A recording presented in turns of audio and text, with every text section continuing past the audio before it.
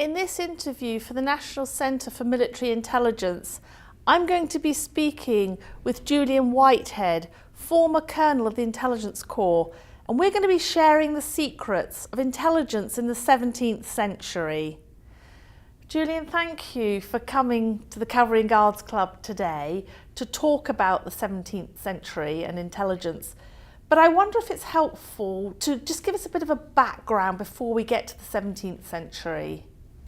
Well, Helen, intelligence really is as old as warfare. And as really, I think the earliest record I can think of is in the Bible, when Joshua wanted to capture Jericho and sent spies into the city, and they were protected by Rahab the harlot, who then helped them to escape so they could report back to Joshua. And that, I think, Rahab's house is probably the first example of a safe house. And that happened in 1200 BC.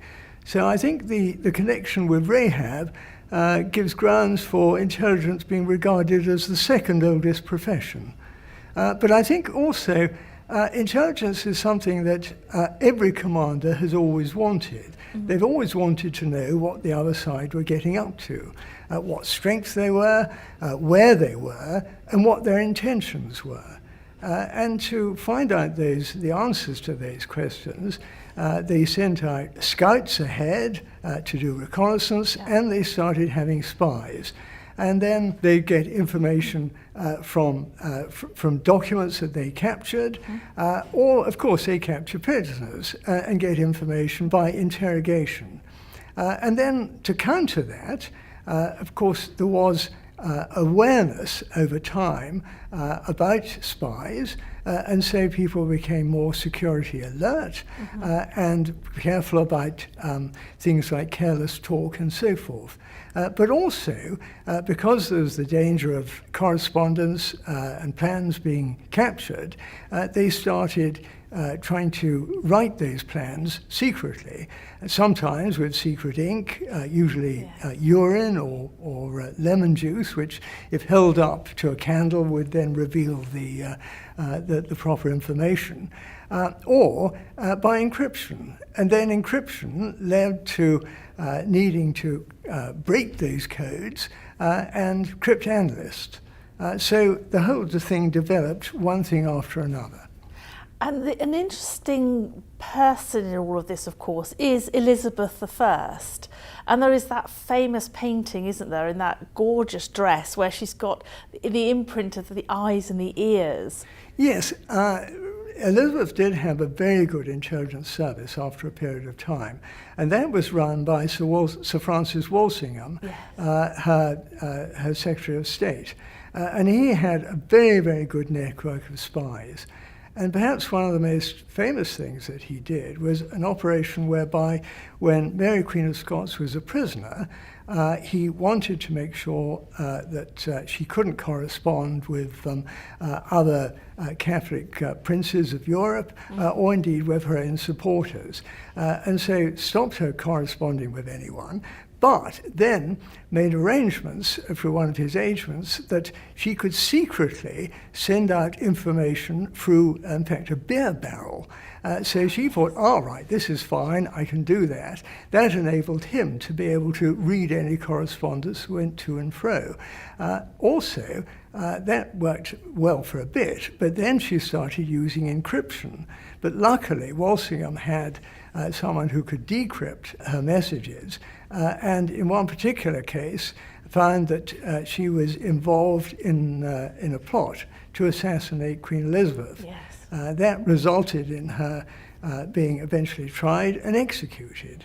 So that was really quite a success. It did get rid of a major threat to Queen Elizabeth.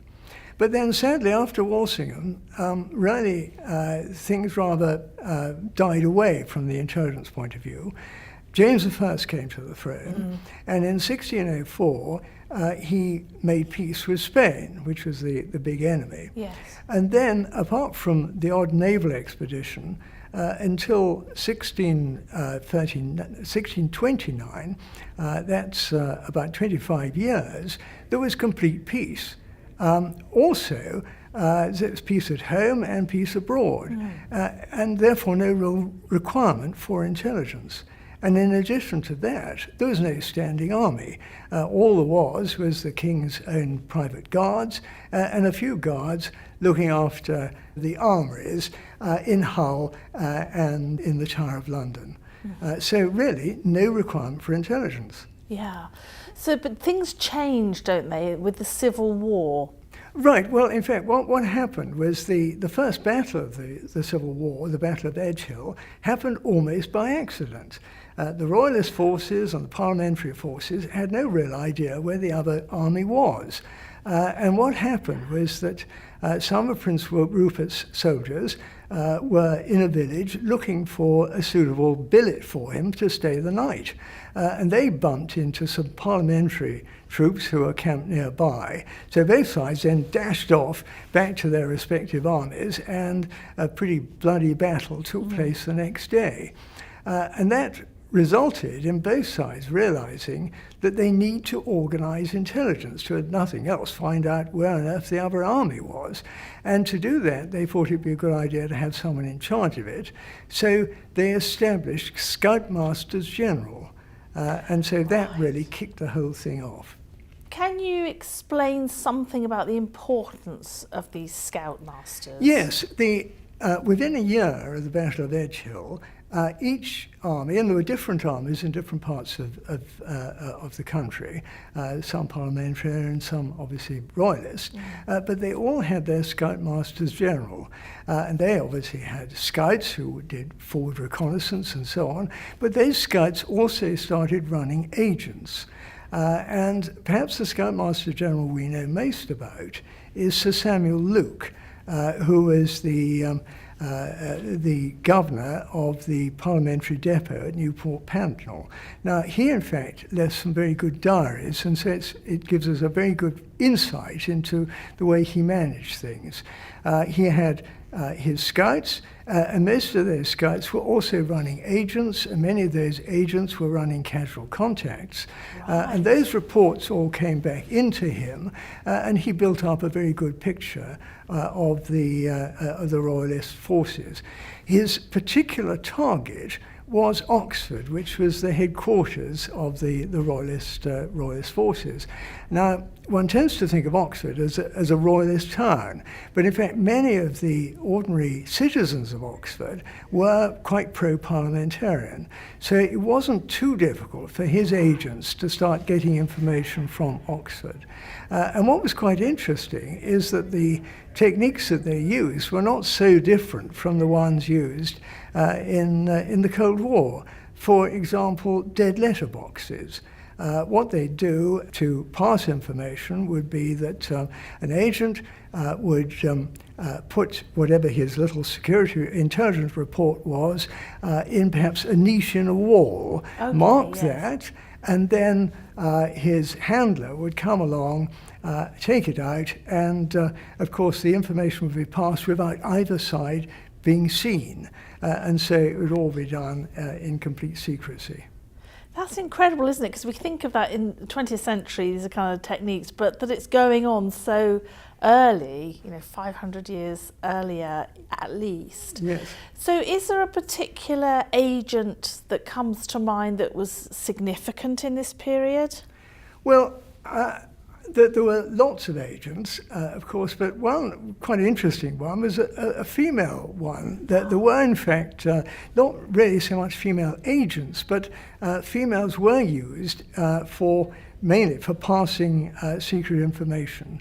And perhaps the most well-known one of those is Lady Aubigny, who was a Royalist war widow, a young war widow. Her husband had been killed at the Battle of Edgehill, and she was asked to take some important documents to some Royalists in London who were trying to plan an uprising against the parliamentary forces.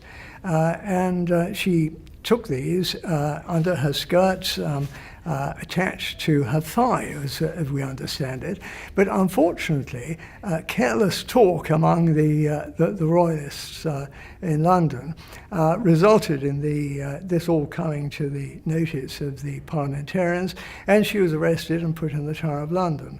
But later on she was released, and when Charles I was captured and held as a prisoner at Hampton Court, she got back to the same business and managed to smuggle information between him and the Queen during that particular period. And then later on again, she tried, rather unsuccessfully, to arrange for his escape when he's been transferred from one place of custody to another. So she was a lady of some character, to say the least of it. Oh, that's amazing, and this is not insignificant, is it? What happens to her, by the way? I mean, does she survive? Well, she survives it's very sad, really, because she did survive to see Charles II return, but died only a couple of years later. I think it was cancer. Very sad. Are there any examples of this time where they're using interrogation? Well, strangely enough, interrogation wasn't really used very much. In fact, the word interrogation hadn't really been used at all. It was, in those days, called examination. And it was, funnily enough, almost a legal technique or a legal process, often with lawyers employed as well. But that very rarely happened. One of the few cases where it did happen was when the Royalists were being besieged in Reading by the parliamentarians, and they wanted to send a message out, and sent this young officer, Flower, out to carry this message. Sadly, he was captured and he was interrogated, and as a result of that, the information he gave did help the parliamentarians to capture Reading at a later stage. But that's one of the few cases of it actually happening. Prisoners weren't treated at all well, but there wasn't any torture. Torture was actually not allowed under English civil law. It was allowed for the king to do torture if necessary, and that was very rarely used. It was a royal prerogative that had been used in the case of Guy Fawkes, but hadn't really been used much since then. So there was very little torture going on at all, and in fact the only torture I can actually think of was the governor of the jail in Oxford, the Royalist jail in Oxford, a chap called Smith, who did carry out torture now and again, but that was more for his own pleasure rather than to extract information. Oh, that's fascinating, because we do think of this period as being pretty bloody at times, and we would assume that they'd been engaged in torture and stuff, and no real interrogation. So that is fascinating. And you have mentioned already a bit about intercept, because this is an interesting part of this period, isn't it? Intercept. Yes, it is. And right at the beginning of the war, Charles I was using encryption to send messages to his wife, Henrietta Maria, who'd gone off to the Netherlands to try and get arms and weapons and so on to bring back to this country. Really, encryption was used in different levels. At one level, it would just be substituting ordinary words. For example, instead of using the word king, they'd substitute Mr. Jones. And instead of using the word attack, they might say something like purchase. And instead of using the word, say, Bristol, they might say gloves. So the king is going to attack Bristol would be Mr. Jones is going to purchase gloves on the 4th of September or whatever it is. So that was really simple encryption, or simple substitution. But then there was more sophisticated substitution, where A would be represented by Z and B by X, and so on and so forth. But however complex the encryption became, the parliamentarians were very fortunate because they had someone called Dr. John Wallis who was able to decrypt it. And he was one of the great mathematicians of his day. He was an academic. In fact, probably the greatest English mathematician before Newton. Yes. And he managed to crack nearly all the codes, in fact, all the Royalist codes that came his way. And that gave the parliamentarians quite an advantage. So it actually made a material difference to the parliamentarians? Yes, it did, yes. Yeah. So at the end of the Civil War, what does the intelligence picture look like? Well, in my view, the Civil War kick-started military intelligence.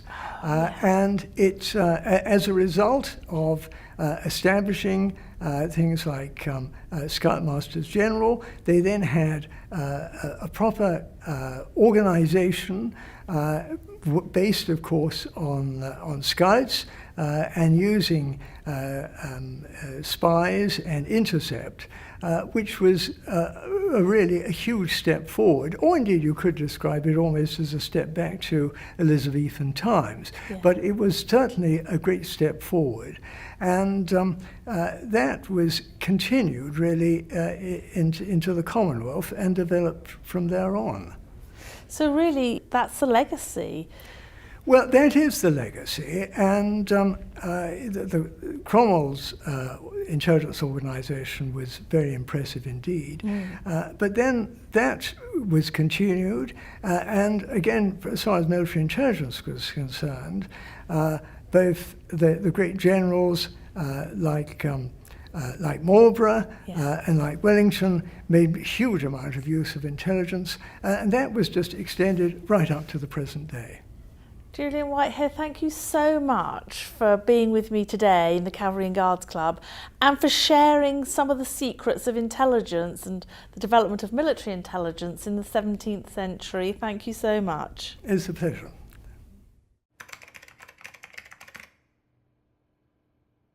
This has been a production for the National Centre for Military Intelligence. To find out more and to support the NCMI, please visit ncmi.co.uk.